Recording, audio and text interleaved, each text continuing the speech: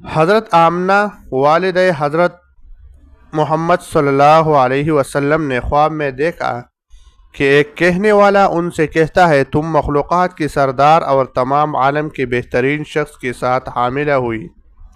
پس جب وہ سردار دو عالم پیدا ہو تو ان کا نام محمد صلی اللہ علیہ وسلم رکھنا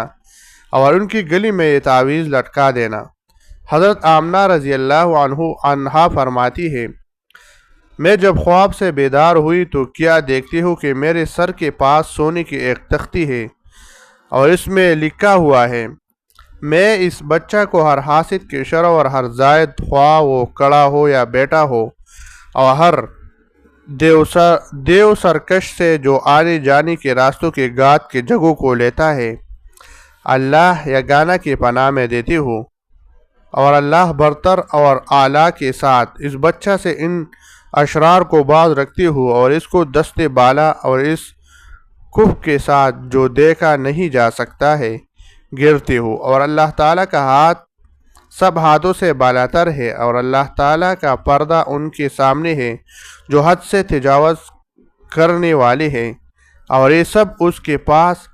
نہ تو رات آ سکتی ہے اور نہ دن آ سکتی ہے اور نہ بیٹھنے کی جگہ اور نہ کھڑے ہونے کے مقام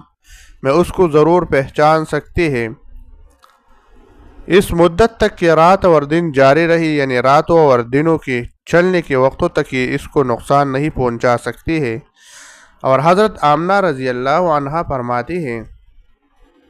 ان حضرت صلی اللہ علیہ وسلم کی ولادت کے وقت میں ایک آواز دینے والی کو سنتی تھی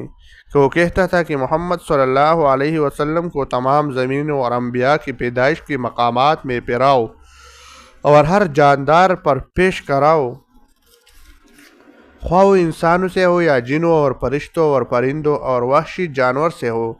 اور حضرت آدم علیہ السلام کا خلق و شیز کی معرفت و شجاعت، نوح و دوستی ابراہیم